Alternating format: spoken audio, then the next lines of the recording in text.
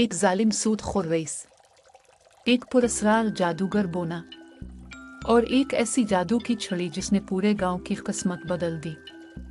क्या रहमत अपने जुल्म से बाज आएगा और क्या बोना वाकई पिस्तान से आया था? देखिए एक सबक आमोज, दिलचस्प और हैरत अंगेज कहानी और जादू की छड़ी। जादू की छड़ी। मुसन्निफ मुख्तार अहमद। पुराने जमाने का जिक्र है। किसी मुल्क में एक गांव था। उस गांव के तमाम लोग सीधे साधे थे मगर बेचारे थे, बहुत गरीब। उनकी गुर्बत की वजह यह थी कि वो लोग काहिल और आराम पसंद थे और अपना काम मेहनत और दिल लगाकर नहीं करते थे। दिल चाहा तो काम पर चले गए, ना चाहा तो ना गए। उन्हें गांव के चौपाल में दरख्तों की छांव में बैठकर एक दूसरे से बातें करने में भी बहुत मजा आता था। काम से ज्यादा उनका दिल मीलों ठेलों में लगता था। गांव के लोगों की इन आदतों की वजह से उन्हें मेहनत मजदूरी के ज्यादा पैसे भी नहीं मिलते थे। यही वजह थी कि वो बेहद गरीब थे और उनका गुजारा बहुत मुश्किल से होता था। उनकी काहली और काम चोरी की वजह से उनके बीवी बच्चों को भी बहुत तकलीफें उठाना पड़ती थी। पैसे ना होने की बीना पर उनके बच्चे तालीम भी हासिल नहीं कर सकते थे। इसी गांव में रहमत नामी एक बहुत ही अमीर आदमी भी रहता था। उसकी एक बड़ी सी हवेली थी और उसके बहुत से नौकर चाकर भी थे। इस हवेली में वो अपनी बीवी और एक बेटे के साथ बड़े ठाठ से रहता था। वो निहायत लालची, मक्कार और खुद गरज इंसान था। उसके पास बहुत सारी जमीनें थीं मगर वो उन पर खेती बाड़ी नहीं करता था। अब जहन में ये ख्याल पैदा होता है कि जब वो खेती बाड़ी भी नहीं करता था तो उसके पास इतनी दौलत कैसे आ गई थी कि वो गांव का सबसे अमीर कबीर शख्स बन गया। इसकी एक वजह थी, वो गांव के गरीब जरूरतमंद लोगों को सूद पर कर्ज दिया करता था। फर्ज करो उसने किसी को 500 रुपए उधार दिए। उन 500 रुपयों पर वो हर माह उनसे इतना ज्यादा सूद लेता था कि असल रकम जू की तू रहती थी और कर्जदार बेचारे पूरी उम्र सूद ही चुकाते रहते थे।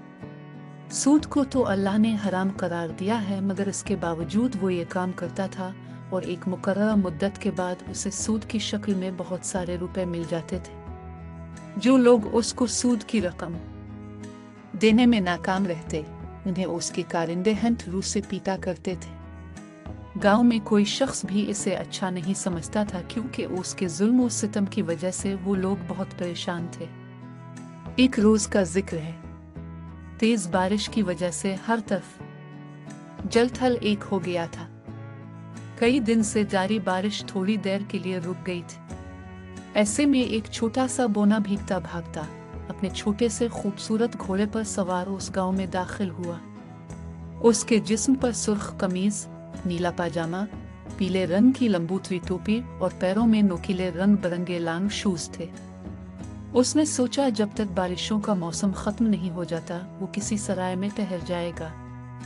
उसे अपने घर जाना था जो बहुत दूर परिस्तान में था और बारिशों में सफर करना बहुत मुश्किल काम होता है। वो किसी सराय की तलाश में इधर उधर फिरने लगा। अचानक एक जगह उसने बहुत सारे लोगों का जमघटा देखा। शायद वो गांव की चौपाल थी। बहुत सारे लोग एक घेरे की शक्ल में वहां खड़े थे। बोना भी हाल अहवाल मालूम करने के लिए उनके पास जाकर खड़ा हो गया। उसने देखा रहमत के कारिंदों ने चंद गरीब गांव वालों को पकड़ रखा है और उन्हें हुंटरों से खूब मार रहे हैं। वो गरीब चीख चीख कर दोहाइयां दे रहे थे कि उन पर यह जुल्म ना किया जाए मगर मारने वालों पर उनकी दोहाइयों का कोई असर नहीं हो रहा था। रहमत भी अपने 4-5 साला बेटे के साथ वहां मौजूद था और ये तमाशा देख रहा था। बोना ये मंजर देखकर फौरन अपने घोड़े से उतरा और भीड़ को चीरता हुआ रहमत के करीब पहुंच गया। रहमत ने उसे देखा तो बोला, ओ बोने तो यहाँ क्या लेने आया है? यहाँ से चला जा वरना लोगों के पांव तले कुचल कर मारा जाएगा। तुम इन गरीबों पर क्यों जुल्म कर रहे हो? बोने ने अपनी बारीक मगर तेज आवाज मैं पूछा। तो अपनी राय ले, तुझे इससे किया? ये लोग मेरे मकरूज हैं और असल रकम तो एक तरफ रही, सूद के पैसे भी नहीं दे रहे, इसीलिए मेरे मुलाजिम उन्हें सजा दे रहे हैं। तूने अगर मेरे काम मैं मुदाखलत की तो अपने आदमियों से कहकर तेरी भी पिटाई लगवा दूंगा। उस रईस आदमी ने बड़ी रौनक से कहा। यह सुनकर बोना मुस्कुराया और बोला, तुम मुझे नहीं जानते। अगर जानते होते तो ऐसी बात ना करते। रहमत ने कहा, क्यों नहीं जानता? तुम बालिश्त भर के एक बोने हो। मैं चाहूं तो तुम्हें यहीं खड़े खड़े कानों से पकड़कर फेंकूं तो सीधे दरिया में जा गिरूं। उसकी बात खत्म हुई तो बोने ने अपनी कमर में बंधी छोटी सी छड़ी निकाली और उससे रहमत के 4-5 साल के बेटे की तरफ इशारा किया। वो बच्चा फिजा में बुलंद हुआ और जमीन से कुछ ऊपर जाकर हवा में मुअल्लक हो गया। इस अचानक उफ्ताद से बच्चा खौफजदा हो गया था और मारे डर के जोर जोर से रोने लगा। रहमत ने यह मंजर देखा तो उसके होश उड़ गए। वो जोर से चलाया, बदमाश बोने, तो मुझे कोई जादूगर मालूम देता है। मेरे बेटे को नीचे उतार दे वरना बहुत बुरा हश्र करूंगा। ये कहकर उसने अपने कारिंदों को इशारा किया।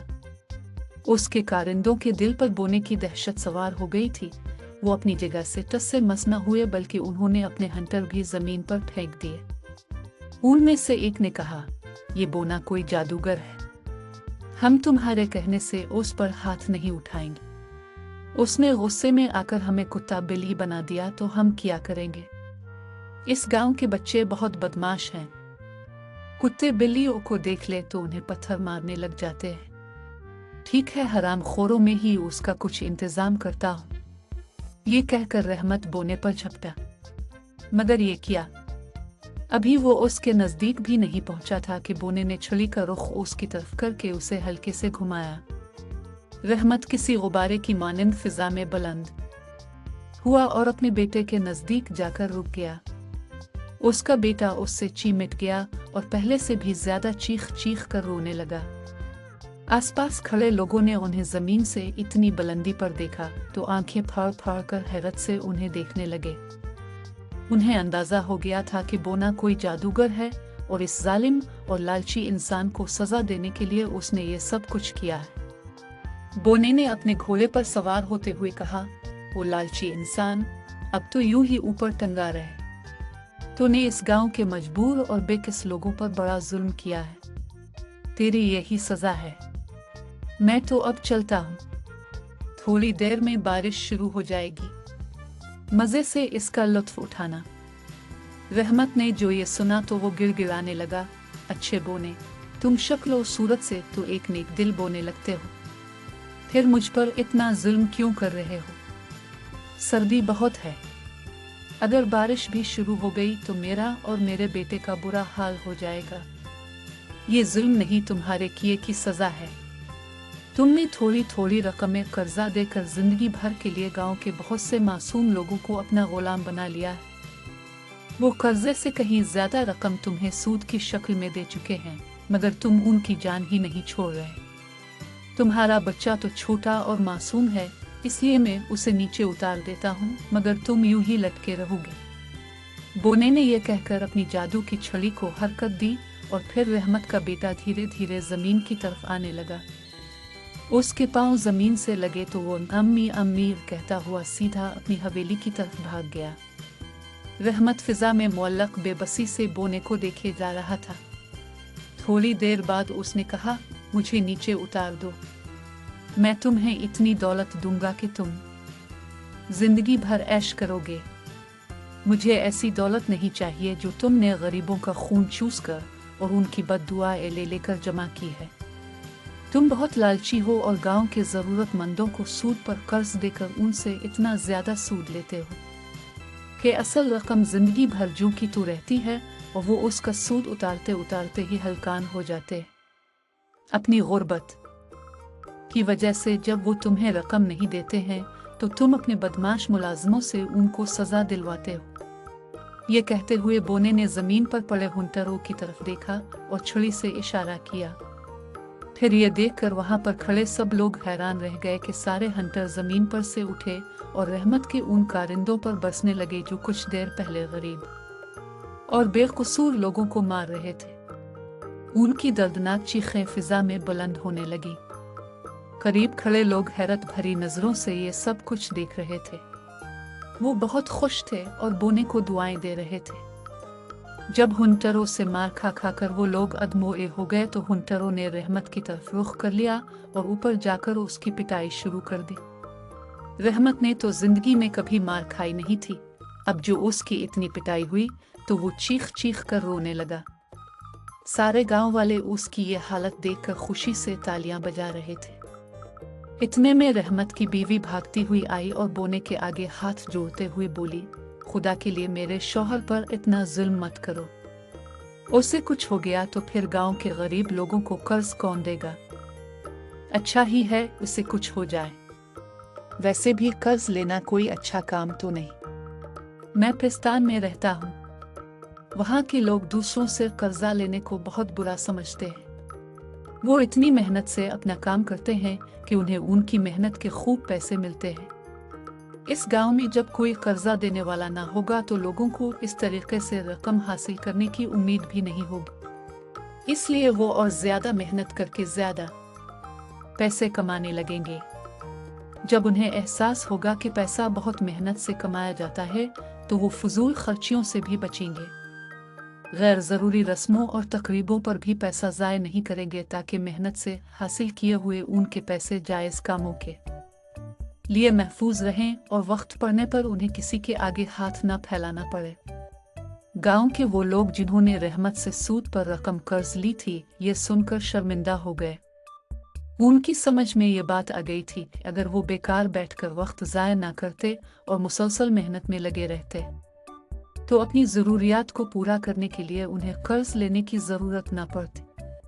उन्होंने अपने दिलों में अहद कर लिया कि अब वो खूब मेहनत से अपनी रोज़ी कमाया करेंगे और ज़िंदगी में कभी भी कर्ज नहीं लेंगे।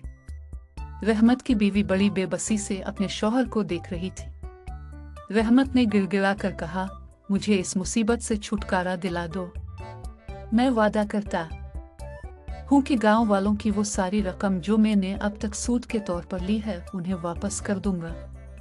मैं उनका कर्जा भी मुआफ कर दूंगा और अगर उन्हें कभी रकम की जरूरत पड़ी तो उन्हें कर्जा नहीं बल्कि उधार दे दिया करूंगा और उस पर जरा सा भी सूद नहीं लूंगा। अब मुझे याद आ गया है कि सूद हराम होता है। मेरे पास बहुत सारी जमीनें हैं। अब मैं ये सूद वाला काम छोड़कर खेती बाड़ी करके हलाल रोजी कमाया करूंगा। बोने ने जब देखा कि वो जालिम और लालची आदमी रास्त पर आ गया है तो उसने इसे अपनी जादू की छड़ी के इशारे से वापस जमीन पर उतार लिया। उसकी बीवी ये देखकर खुश हो गई और बोने का शुक्रिया अदा करने लगी। वहां पर खड़े लोग भी खुशी से तालियां बजाने लगे थे। रहमत उसी वक्त भागा भागा घर गया और उन तमाम लोगों के पैसे जो उसने नाजायज तरीके से लिए थे उन्हें वापस कर दिए। गांव वाले खुश थे। उन्होंने बोने का शुक्रिया अदा किया। गांव में एक छोटी सी साफ सुथरी खूबसूरत सराय थी। बोना उस सराय में चला गया। सराय के मालिक को भी ये बात पता चल गई थी कि रहमदिल बोने की वजह से रहमत रास्त पर आ गया था। उसने उसकी रहाइश के लिए उसे एक कुशादा और खूबसूरत कमरा दे दिया। चंद ही रोज गुजरे थे कि बारिशें रुक गई। बोने को अपने घर की याद सताने लगी थी, इसलिए उसने सोचा कि वो कल अपने घर रवाना हो जाएगा। अगले रोज बोना अपने सफर पर जाने के लिए तैयार था। उसके जाने की खबर गांव वालों को भी मिल गई थी। वो रास्ते में खड़े हाथ हिला हिला कर उसे अलविदा कह रहे थे। बोना अपने छोटे से खूबसूरत घोड़े पर सवार हुआ और प्रस्थान की जानिब रवाना हो गया। वो दिन है और आज का दिन उस गांव के किसी आदमी को अपनी जरूरियात पूरी करने के लिए कभी किसी से कर्ज लेने की जरूरत पेश नहीं आए। गांव वाले पहले से ज्यादा मेहनत और लगन से अपना काम करने लगे थे। इसी मेहनत के नतीजे में उनकी आमदनी बढ़ी और रफ्ता रफ्ता वो खुशहाल हो गए। अखलाकी सबक। इस कहानी से हमें यह सबक मिलता है कि मेहनत करने वाले लोग ही कामयाब और खुशहाल बनते हैं। फजूल खर्ची और सोस्ती इंसान को दूसरों का मोहताज बना देती है।